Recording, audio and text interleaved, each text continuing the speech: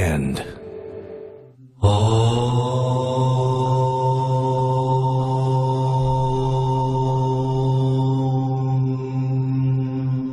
The year is 1975. Canadian broadcasting legend Jessie Stirling, my grandfather, was traveling the world in search of timeless spiritual wisdom. His journeys took him right here, Kulu, the Valley of the Gods in the high Himalayas, where he studied under Satguru Swami Shan. My father, Scott Stirling, was also here at the ashram and filmed hours of footage on Super 8. My grandfather at the same time was writing a book called In Search of a New Age. And the words you're about to hear, the thoughts expressed, are his thoughts, are his words from that book. My name is Jessie Stirling. You'll see me in the film as a little 4-year-old running around enjoying himself. And I'm going to combine the footage my dad shot with the words of my grandfather into a kind of time capsule of a place and of a space. So let's start the film in the same words my grandfather used to conclude his book. Have a divine life this time around. Discover and enjoy, and help usher in a new age.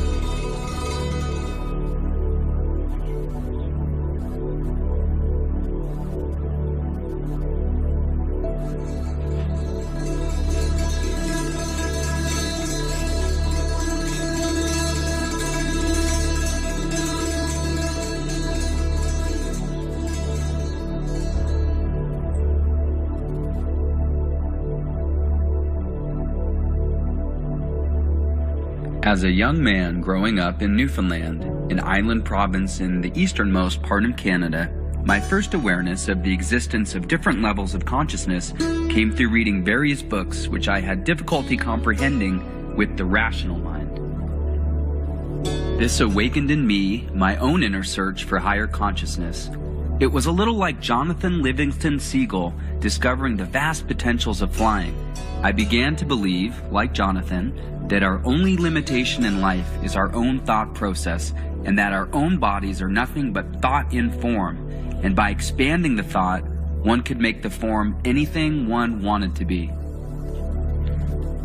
It was a further revelation to me to learn that humans are so structured that we have to first create the tools within ourselves in order to unleash the power to think. And that a person cannot comprehend new information or new knowledge until a corresponding vibratory brain cell has been willingly prepared to absorb it. This was explained to me in India.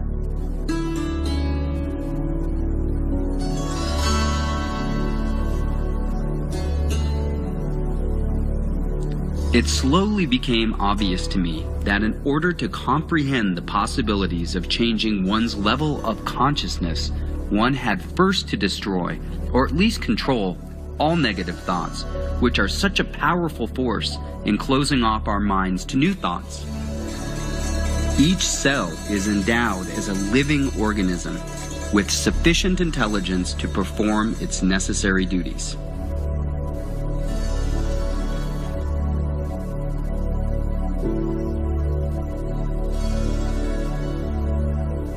Each person is a reflection of the thoughts entertained during a lifetime.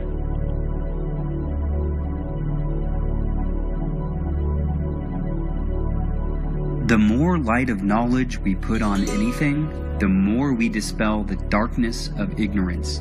To thine own self be true.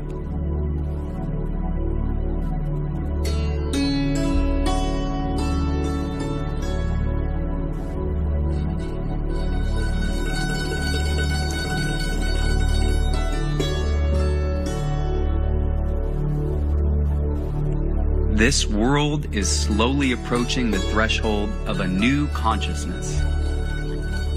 There are 3 steps. First, you must accept the knowledge of your own untapped power. Secondly, you must have the courage to dare to unlock it and use it. Thirdly, you must have faith to do it purely. But you must also have a strong will, because if you scatter your energy forces, nothing is accomplished. The more we search and the more we travel, the more we realize that the search is an inner one, not an external one.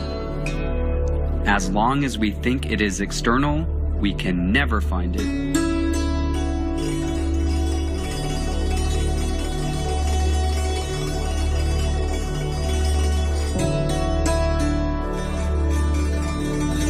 In order to raise your consciousness from whatever level it is now, you must acquire the knowledge of how to obtain the necessary energy your body needs.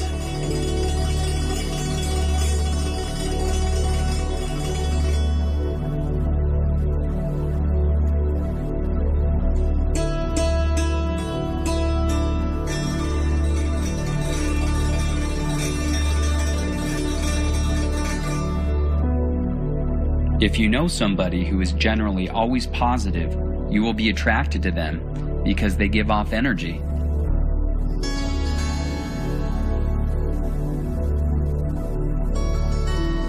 Some people, because of a better physical condition, radiate more energy than others. Normally, these are the leaders of any society.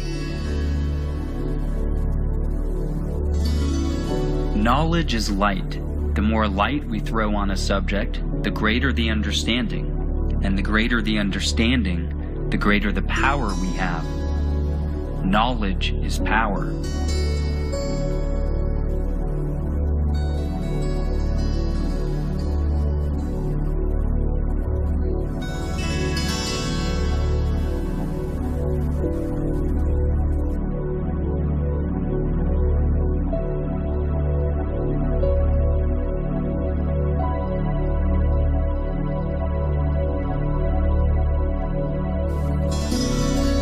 Thought is being liberated and truth is rising in full orbit before the astonished multitude. Our world, in essence, is on the threshold of a new consciousness, new power, and a new realization within the self.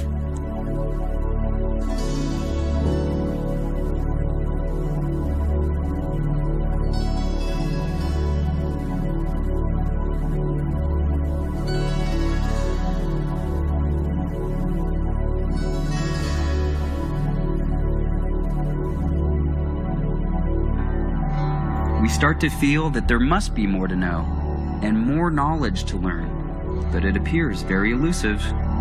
The law of attraction, or the law of love, is the law that is absolutely vital for any understanding of our ability to control our own destiny. If you think about it, you will accept that our mental attitude is like a magnet, and like attracts like. Our mental attitude is in essence our personality. And this is composed entirely of the thoughts we have been creating in our own mind. Therefore, if we wish a change in our conditions, we must first, of necessity, change our mental attitude. This in turn will change the conditions and experiences we meet in life. Our mental attitude is patterned after the mental pictures that we have photographed on the brain. If you are not satisfied with these pictures, destroy the negatives and create new pictures. This is known as the art of visualization. Consider for a minute how your bad habits are formed. We do a thing or say a thing, and we do it over and over again until it becomes almost automatic. The same rule applies to directing any and all bad habits. First, we have to stop thinking or doing a thing, and then avoid it again and again until we are entirely free from it. If we fail, we should by no means lose hope, because only through our efforts is change possible. Right gestures lead to right ways. Karma is an inheritance of our previous lives, and it is desire for more experiences that brings us back into a new incarnation. So we have to burn off the karma of our desires and past actions until finally we are freed. If we can accept that this life should be lived in the here and now, and if we can control our desires for more and more material goods or more and more experience, we are able to understand the first steps to obtaining peace of mind. But our entire Western philosophy is one of increased desires as a way of life. As we look back, we see that God never imposed on us anything greater than we could bear. Things which at the time seemed to be unpleasant actually have turned out for the best, and after the trial, we emerge a more complete person. But first, to make any progress, one has to have one's house in order.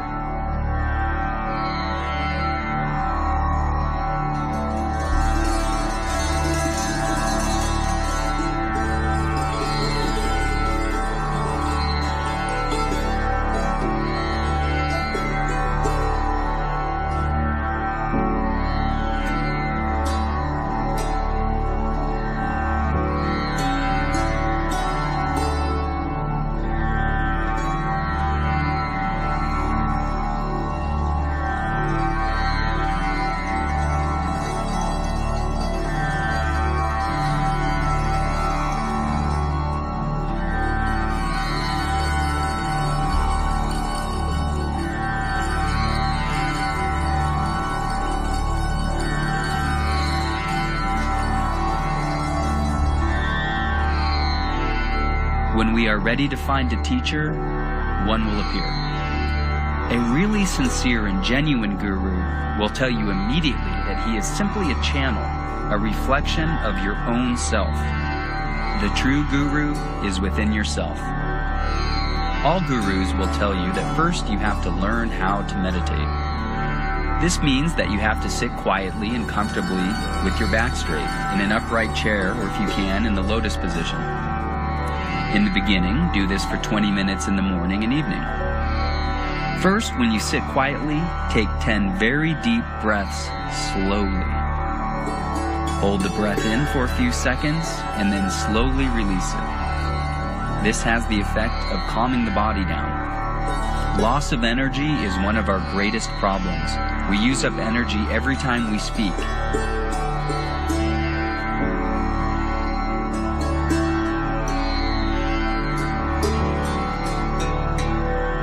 If you doubt that it is difficult spending a day in silence, try it. In fact, try spending an hour in silence. Talking unnecessarily uses up energy, and you need the energy to raise your consciousness. All negative thought destroys energy. It is this accumulation of energy which the guru radiates, and which itself unconsciously draws many disciples to him.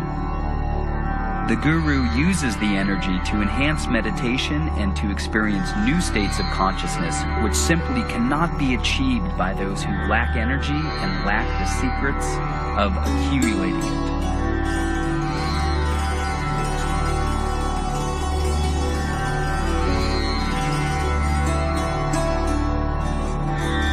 Meditation through calming down the body and cooling it out is a means of increasing energy. Just keeping the eyes closed conserves energy and increases concentration. 2 hours of meditation will refresh the body more than 10 hours of sleep. People who meditate daily are much quieter and more centered than those who do not meditate. They are also much more decisive. Meditation brings the body into a one-pointedness and harmony that simply cannot be obtained any other way.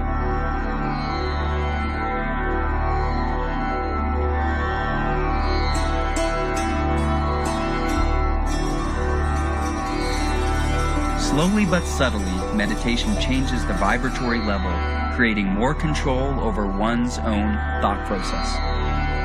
As one obtains new energy, which also depends on increased purity of one's thoughts, one begins for the first time to evaluate the bondages of indoctrination, our attitudes, our our habits, and our personalities.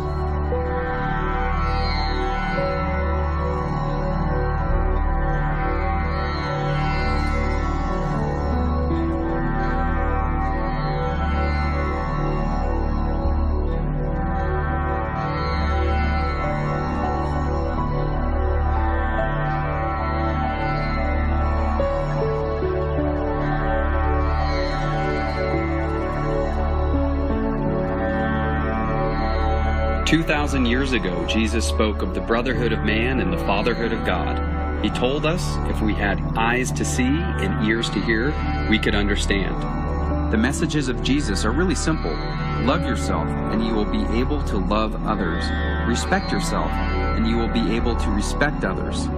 Smile and say words of cheer to the next face you meet, and feel how you will change the vibrations. That is how you create the universe you live in. The kingdom is indeed within ourselves if we will but recognize it. The road to freedom for each person is to take responsibility for your own growth, to regain your conscience, and thereby consciousness. It is an inside responsibility. But where does one start? First, of course, one has to have the desire to change, and it is not a question of giving up anything. It is a question of adding new meaning to one's life. It is certainly a question of willpower, and although it may sound repetitious, willpower can only be obtained by developing one's energy and by conserving it. We are inclined to want instant success, but at some time in one's life, one may be ready for this new challenge. After only a few hours of meditation, as little as a few weeks' efforts, suddenly you will discover within yourself a new panorama which you never knew existed. This is a thrilling and mind-blowing experience. And once you have tasted this new knowledge, you will never let go, because you will be able to experience in your daily life the difference it can make to you and the changes it will create all around you. Certainly, harmony in the world within means our ability to control our own thoughts. The world without reflects the circumstances and the conditions of the consciousness within. We are on the threshold of a breakthrough so profound that it staggers the imagination at our present level of consciousness.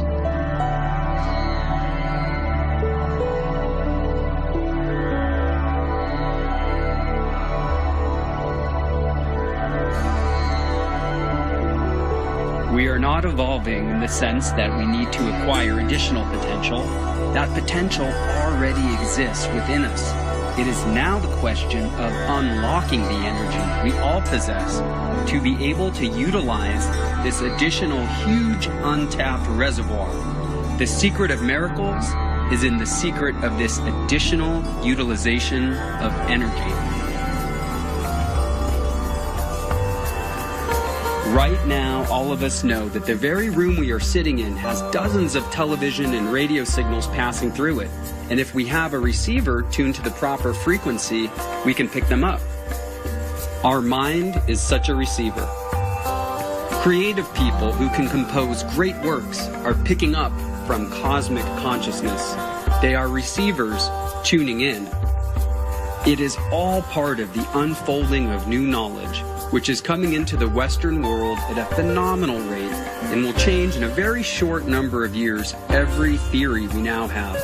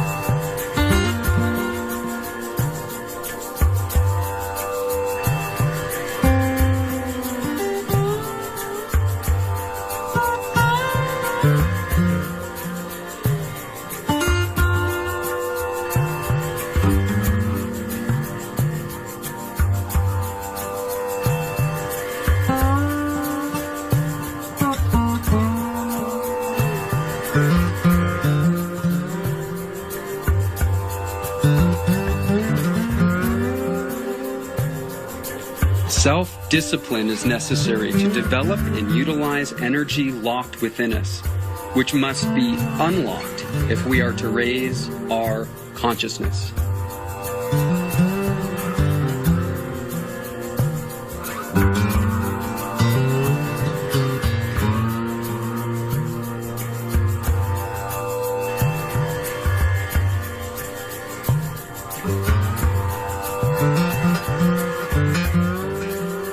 A man does not need to give up his possessions in the literal sense. He has to give up his attachment to his possessions so that he becomes truly free of the worry of such possessions. It is a question of giving it all up so that you can have it all.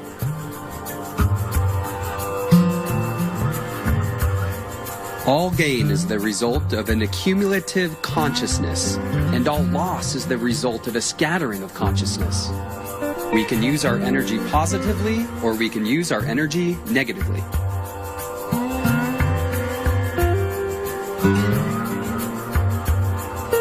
Harmony in the world within will be reflected in the world without by harmonious conditions and agreeable surroundings. Harmony within is the foundation of all health, all power, all attainments, all achievements, and all success, because the world without is but a reflection of the world within. It is by concentration that deep thoughts, wise actions, and forces are accomplished. In the silence, through meditation, one gets in touch with the inner being. Every person is but a reflection of the thoughts entertained during a lifetime. The stamp is on your face, your form, your character, and your environment. It is love which imparts vitality to thought and thus enables it to germinate. It is known as the law of attraction or the law of love. Insight is a product of the world within and is developed in meditation by concentration. Meditation is the connective link between the infinite and the finite, between the universe and the individual. Evolution is simply the unfolding of potentialities involved in things which already exist. The sun cannot start a fire, but use a magnifying glass and the sun can start that fire. So it is when one scatters one's thought, no result is apparent.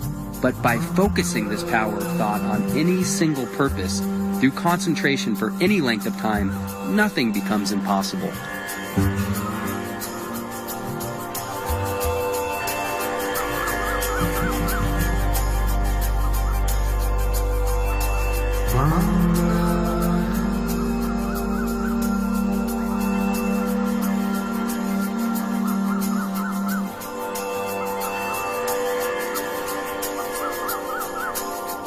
If this radiation is sufficiently strong, a person is called magnetic. Such a person may become positively radiant and will yield immense power for good. His presence alone, without a spoken word, will often bring peace and comfort to the troubled mind. We must uplift our thoughts, make them progressive, and direct our energy into constructive, courageous, and noble pursuits. You must believe and have faith in the fact that the way to health is founded on the law of vibration. It is a matter of individual effort and practice. Our real world of power is within. By calming the mind and by developing increased energy through meditation, new feelings of joy, hope, faith, and love will be aroused.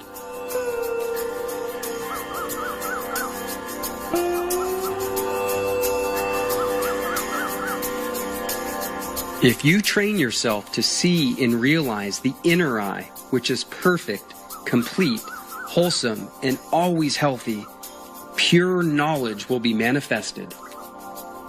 The universal mind or superior consciousness is the totality of all minds in existence. Pure creative intelligence in this sense is not individual. It is omnipresent. It exists everywhere. It is universal. Only those who are wise enough to understand, broad enough to weigh the evidence, firm enough to follow their own judgment, and strong enough to make the sacrifices will raise their consciousness and usher in a new age.